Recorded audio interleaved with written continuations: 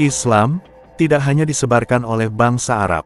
Walaupun di awal-awal perkembangannya, Islam memang disebarkan oleh suku dari Arab.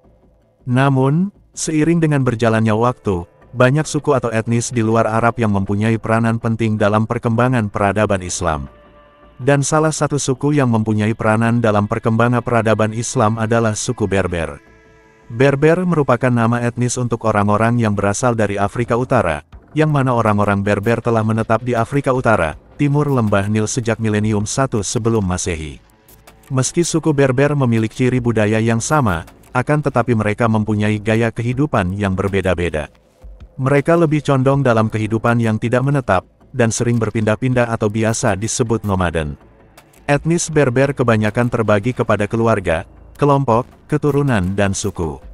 Yang mana mereka banyak menetap di wilayah Afrika Utara, yang terbentang dari Samudera Atlantik sampai Cirenaica, sebagian di wilayah Mesir, dan dari Laut Mediterania hingga Sungai Niger. Sebelum memeluk agama Islam, orang Berber kebanyakan memeluk agama Kristen dan Yahudi. Adapun perbedaan orang Berber dan orang Arab menurut Ibnu Khaldun, dalam kitabnya yang berjudul Al-Ibar adalah tentang gaya hidup, ekonomi, hubungan dengan kekuasaan dan kondisi sosiopolitik. Persaingan antara etnis Arab dan Berber terjadi pasca perpindahan kekuasaan Islam, dari dinasti Umayyah ke dinasti Abbasiyah. Persaingan tersebut, telah menandai sejarah baru Islam di wilayah Afrika Utara dan Andalusia. Orang Berber di Afrika Utara, dikenal sebagai kelompok yang sering memberontak di masa Islamisasi wilayah tersebut. Dengan tren keagamaan yang disukai kelompok tersebut yaitu heterodoks dan gerakan sektarian. Adanya hubungan yang begitu kompleks, dalam etnis Berber dengan berbagai tren Islam, yang ditumpangkan dengan perselisihan kesukukan adalah salah satu dasar sejarah munculnya dinasti-dinasti di wilayah Maghrib, abad pertengahan. Berakhirnya kekuasaan dinasti Umayyah Damaskus 660–749 telah memunculkan dinasti-dinasti baru di wilayah Afrika Utara dan Maghrib, yang didukung oleh etnis Berber setempat. Di antara dinasti-dinasti tersebut adalah dinasti Idrisiyah Syiah 789–974 di Berberia Barat, dinasti Rustamiyah Khawarij 777–909 di Berberia Tengah. Abad ke-10 dan ke-11, wilayah Maghrib terbagi menjadi dua zona pengaruh politik dan ideologi agama waktu itu antara Umayyah di Cordoba dan Fatimiyah di Mesir. Pada pertengahan abad ke-11, muncullah kekuasaan Berber Sunni pertama yang bernama dinasti Al-Murabitun. Cikal bakal dinasti Al-Murabitun berasal dari suku Lamtuna yang merupakan suku Berber nomaden. Dinasti ini dalam perkembangannya, mampu mengembangkan peradaban gemilang yang disebut dengan Hispano-Berber, yang berada di Berberia Barat, Berberia Tengah hingga Andalusia. Dinasti ini juga mempunyai peran penting dalam melanjutkan estafet kekuasaan dinasti Umayyah II di Andalusia. Ketika Andalusia jatuh akibat serangan yang dilakukan oleh pasukan Kristen, dinasti Al-Murabitun mencoba kembali untuk menyatukan kekuatan Islam di Andalusia pasca runtuhnya dinasti Umayyah II pada tahun 1031 m. Dinasti yang berasal dari kaum Berber ini, mempunyai jasa besar dalam menggagalkan upaya rekonkuista penaklukan kembali Andalusia, yang dilakukan oleh kaum Nasrani, meskipun hal tersebut hanya sementara. Masuknya dinasti Al-Murabitun ke Andalusia telah membawa dampak besar bagi perkembangan peradaban di wilayah Afrika Utara. Akan tetapi, eksistensi dinasti ini tidak bertahan lama disebabkan beberapa kesultanan Muslim di Andalusia menolak otoritasnya. Hal ini diperparah dengan adanya gerakan keagamaan baru di selatan Maroko, yang menolak legitimasinya. Gerakan tersebut adalah Al-Muwahhidun yang didirikan oleh Ibnu Tumar. Al-Muwahhidun kemudian berubah menjadi sebuah dinasti Berber baru, yang lebih kuat dari sebelumnya. Mereka mengambil alih kekuasaan semua wilayah di Maghrib dan Andalusia. Pendiri dinasti ini merupakan sosok yang menyebarkan tentang ajaran pembaharuan sosial, dan seringkali berlebihan, puritan maksudnya, pandang terhadap Al-Quran dan hadis, sehingga mereka tidak mengakui otoritas mazhab-mazhab fiqh waktu itu. Akan tetapi, usaha dinasti Al-Muwahhidun yang sempat berkuasa di Andalusia untuk memenangi pertempuran melawan pasukan Kristen tidak membuahkan hasil. Mereka mengalami kekalahan telak di Las Navas de Tolosa pada tahun 1212 m. Runtuhnya dinasti Al-Muwahhidun juga menandai akan keruntuhan kejayaan Islam di Eropa. Suku Berber mempunyai peranan penting dalam perkembangan peradaban Islam, khususnya di masa pemerintahan dinasti Al-Murabitun dan Al-Muwahhidun yang ikut andil dalam mempertahankan kejayaan peradaban Islam di Eropa.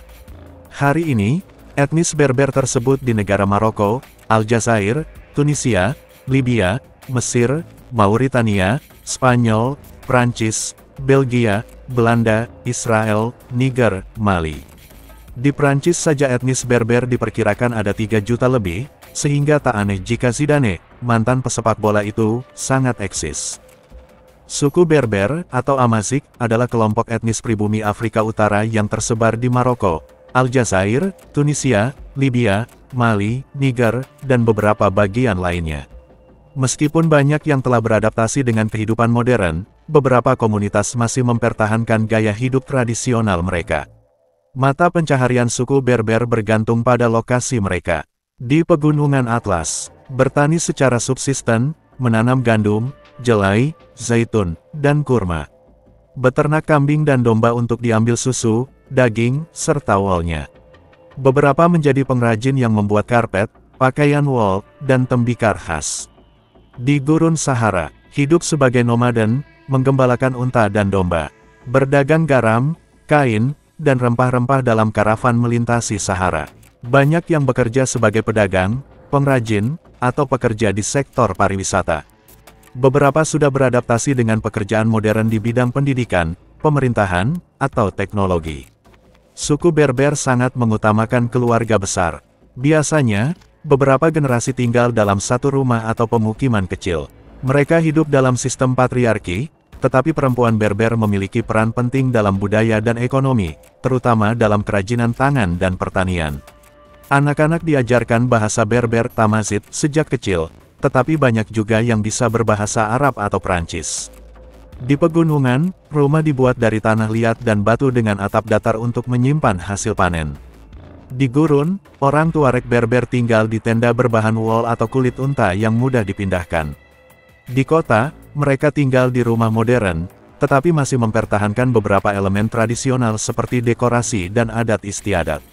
Makanan mereka sederhana tetapi bergizi, terdiri dari kaus-kaus hidangan berbahan dasar gandum semolina, tajin, rebusan daging, sayuran, dan rempah-rempah.